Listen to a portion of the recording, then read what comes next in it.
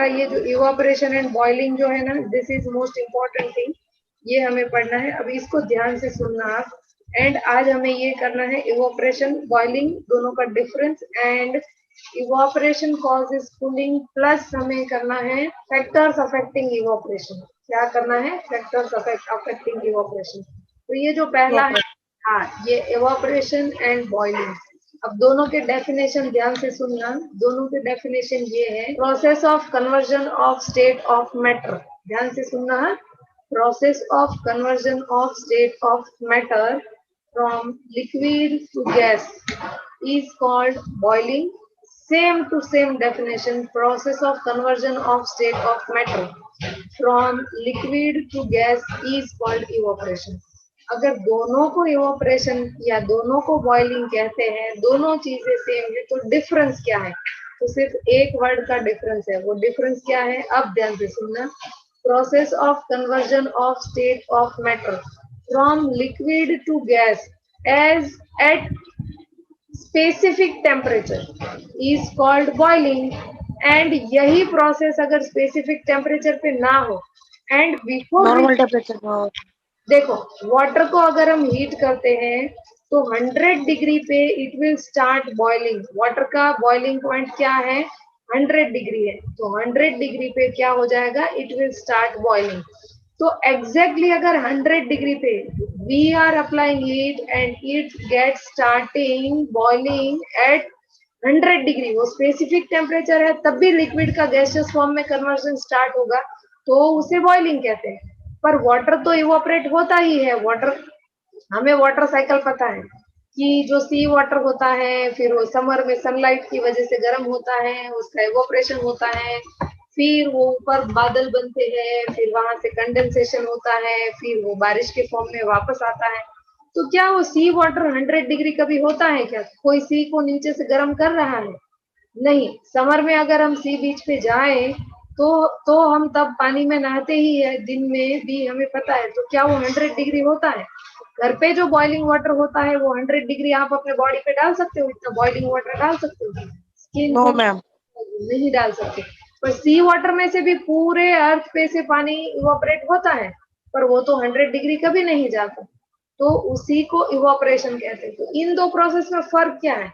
इन दो प्रोसेस में फर्क ये है, देखो ये ध्यान से देखना। यहाँ ये पूरा जो है ना, दिस वन, देखो ये जो वाटर है, ये स्टील वाटर है, एक ओपन वेसल में पड़ा है। ये भी एक स्टील वाटर है, ठीक है। इसमें पानी है, इसमें दोनों में पानी है। ये आप ध्यान से सुनना, दोनों में वाटर है। ये खुला पानी यूं ही पड़ा है और इसे हम नीचे से बॉईल कर रहे हैं। ये बर्नर ऑन है, इसे हम नीचे से बॉईल कर रहे हैं। तो ये जो बॉइलिंग वाटर है, ये कब स्टार्ट होगा? तो सबसे पहले तो अगर इसमें हमने थर्मोमीटर इंसर्ट किया, तो ये जो थर्मोमीटर है वो जब तक हम हीटिंग स्टार्ट नहीं करते तब तक ये थर्मोमीटर क्या दिखाएगा हमें? तब तक ये थर्मोमीटर हमें रूम टेम्परेचर दिखाएगा। क्या दिखाएगा? रूम टेम्परेचर रूम दिखाएगा। टेम्परेचर। जैसे ही हम, ये ध्यान से पूरा प्रोसेस सुनना, दोनों में डिफरेंस क्लैरिफाई होना चाहिए। अब जैसे ही हम नीचे से हीटिंग स्टार्ट करते हैं तो पहले गर्म कौन होगा? ये बॉटम वाले पार्टिकल गर्म होंगे। बॉटम वाले पार्टिकल जो वेसल में है वो गर्म होंगे, वैसे उसका काइनेटिक एनर्जी बढ़ेगा। Kinetic energy means what? Collision. उसका जो मूवमेंट है ना वो बढ़ते जाएगा, बढ़ते जाएगा, वो एकदम अनस्टेबल हो जाएगा। तो ये जो नीचे वाले सारे पार्टिकल है ना, ज्यादा गर्म हो गए वो ऊपर जाएंगे, तो ऊपर वाले जो ठंडे हैं ऑब्वियसली वो उसकी जगह पे आएंगे नीचे। फिर ये गर्म हो गए, वो ज्यादा गर्म हो गए तो ऊपर। मतलब पूरे बल्क में हड़बड़ी मची है और सबकी काइनेटिक एनर्जी बढ़ते ही जा रही है, बढ़ते ही जा रही है। And this thermometer is showing increase in room this temperature. पहले रूम टेम्परेचर था, सपोज इट इज 28, ठीक है। 28 के बाद 30, 30 हुआ, फिर 40 हुआ, 45, 50, 60, 70, 80, 90, 95, फिर 96, 97, 98, 99 तक वो सिर्फ घूमते ही रहेंगे, घूमते ही रहेंगे, फुल स्पीड से घूमते रहेंगे। जैसे ही 100 डिग्री सेल्सियस हुआ तो ये इसका बॉइलिंग पॉइंट है, ये इसका बॉइलिंग पॉइंट है। तो ये टेम्परेचर पे क्या हो जाएगा कि water molecule will get start converted into gaseous form, और ये यहाँ से बल्क को छोड़ के चले जाएंगे। ये क्या हो जाएंगे, बॉयल हो जाएंगे, गैसियस फॉर्म में कन्वर्ट हो जाएंगे और ये बल्क को छोड़ के चले जाएंगे। ठीक है, और इसी को कहते हैं बॉयल होना, इसी को कहते हैं बॉयल होना। तो ये कन्वर्जन कब स्टार्ट हुआ, ये कन्वर्जन जब टेम्परेचर उसके बॉइलिंग पॉइंट जितना हुआ, मीन्स ये स्पेसिफिक टेम्परेचर हुआ, तब ये प्रोसेस स्टार्ट हुआ। इसलिए इस प्रोसेस को क्या कहते हैं, बॉइलिंग कहते हैं। समझ में आया? अच्छा, अब ये खुला पानी पड़ा है जिसे कोई भी एक्सटर्नल हीट अप्लाई नहीं कर रहा है, तो ये पड़े पड़े क्या कर रहे हैं, ये कंटिन्यूअसली मोशन में तो है ही, क्योंकि particles of matter are continuously in motion, ये हमने पढ़ा है, प्रॉपर्टीज ऑफ मैटर में पढ़ा है। अब इसमें क्या होता है, सरफेस वाले जो पार्टिकल है ना, वो दो चीजों से कांटेक्ट में होते हैं। एक तो ये एनवायरनमेंट से कनेक्टेड है, दूसरा ये नीचे वाले लेयर से, मतलब बल्क के साथ भी कनेक्टेड है। इसे जाना तो है, ये सरफेस के सारे पार्टिकल को जाना तो है, पर एनर्जी कम पड़ रही है, तो वो कहाँ से एनर्जी लेंगे, तो ये उसके नीचे वाले जो लेयर है वहां से पार्टिकल्स एनर्जी लेंगे, और जब इनफ एनर्जी हो जाए तो it will escape the bulk. पर इसमें रूल क्या होता है कि सरफेस के ऊपर जो है ना, वही पहले जाएगा, क्योंकि वही दोनों चीजों के कांटेक्ट में है, सराउंडिंग से भी कांटेक्ट में है प्लस बल्क के कांटेक्ट में है। तो ऊपर वाला, मतलब ये कैसा हो गया, लाइन वाला फंडा।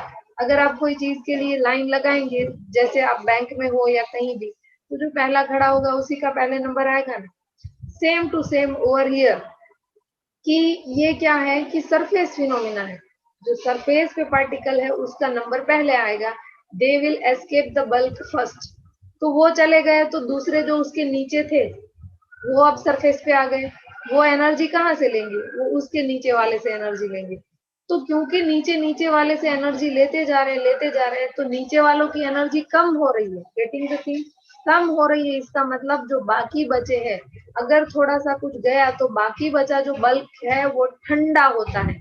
और बॉइलिंग में क्या होता है कि we are continuously applying the external heat, तो ठंडा होने की कोई चांसेस है ही नहीं, वो तो गर्म ही होगा और पूरा बल्क गर्म होगा, और उसमें कोई सरफेस का पार्टिकल जाए वैसे जरूरी नहीं है, क्योंकि वो तो पूरे बल्क में सारे पार्टिकल की काइनेटिक एनर्जी एक साथ बढ़ी हुई है, जो जिसकी एनर्जी बॉइलिंग पॉइंट तक पहुंच गई, जिसे चांस मिला वो सबसे पहले भाग जाएगा।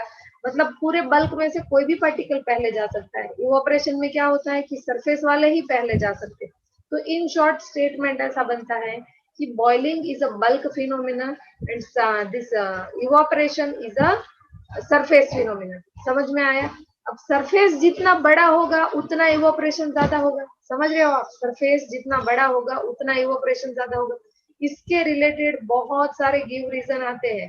पहला गिव रीजन आपको बताती हूँ कि why we are able to sip, why we are able to sip hot tea और milk faster from a saucer rather than a cup.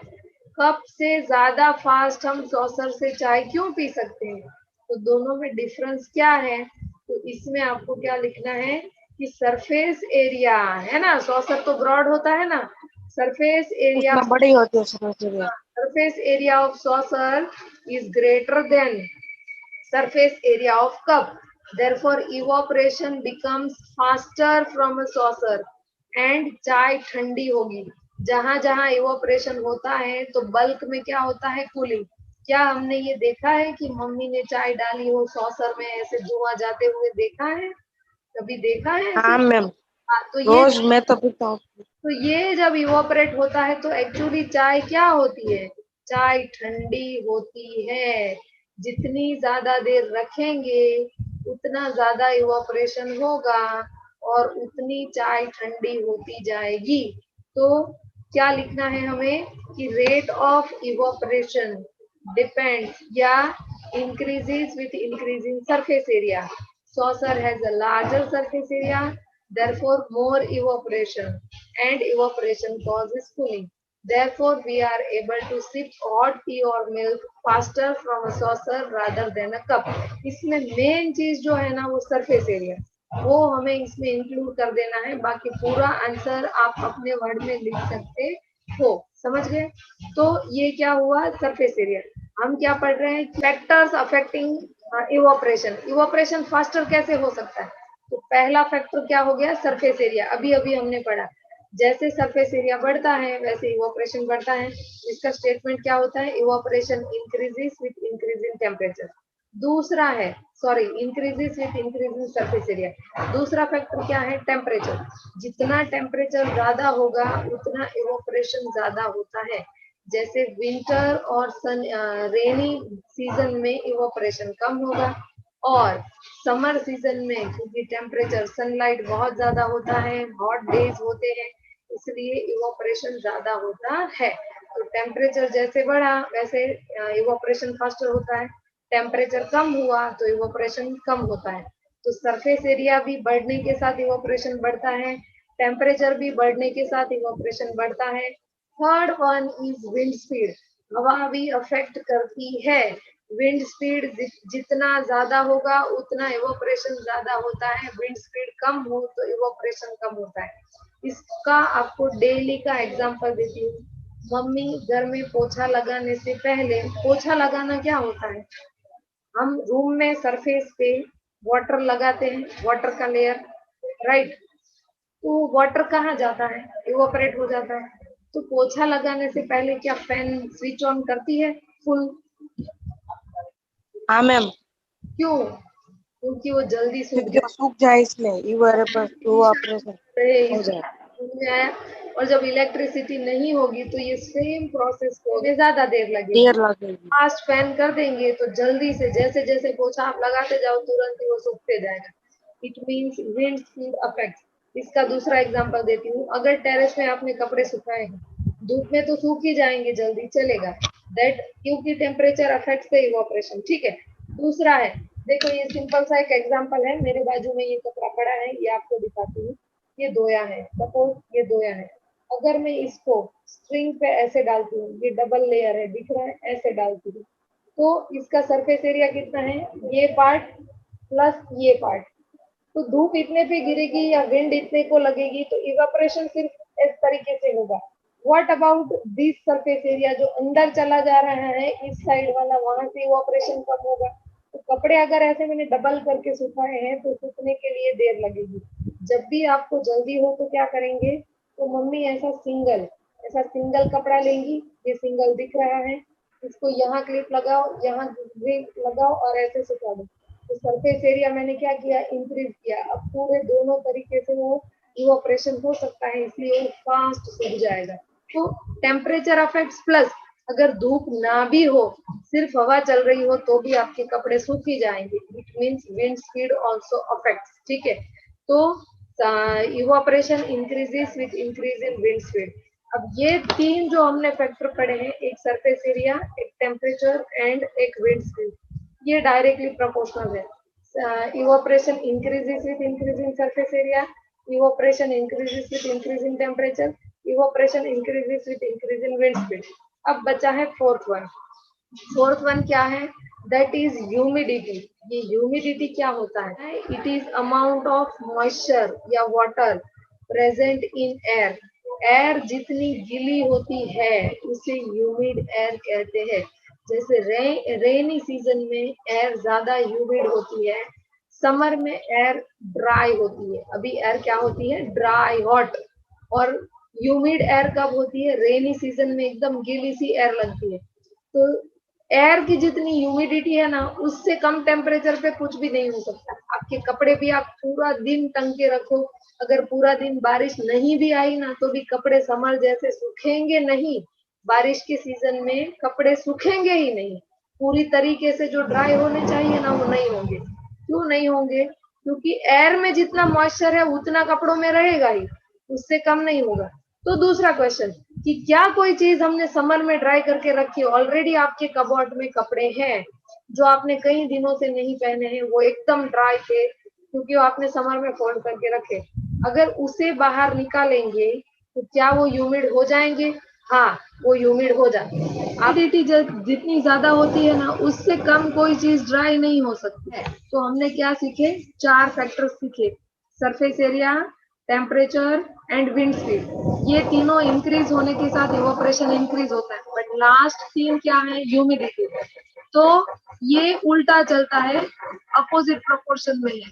मतलब क्या कि this evaporation decreases with increasing humidity. जैसे जैसे ह्यूमिडिटी इंक्रीज होगा वैसे evaporation कम होगा। ठीक है, ये चारों टॉपिक सबको अच्छे से समझ में आए? Yes ma'am. कोई डाउट है? पूरा इवोपरेशन एंड बॉइलिंग में पहले तो डिफरेंस समझ में आया।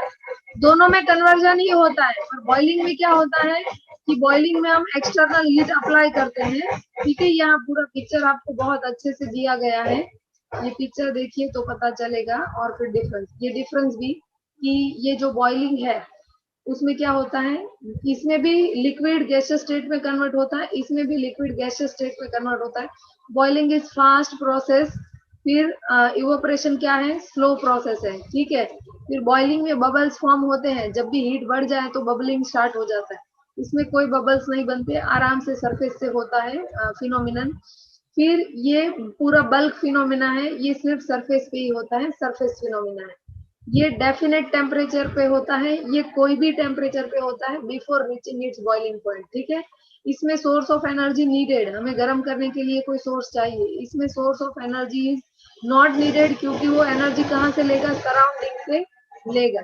ये बल्क फिनोमिना है, ये सरफेस फिनोमिना है। ये पूरा आपको 2 पिक्चर में अच्छे से समझाया गया है। देखो ये नेचर में इवोपरेशन होता ही रहता है, because it is a natural phenomena. ठीक है, ठीक है मैम।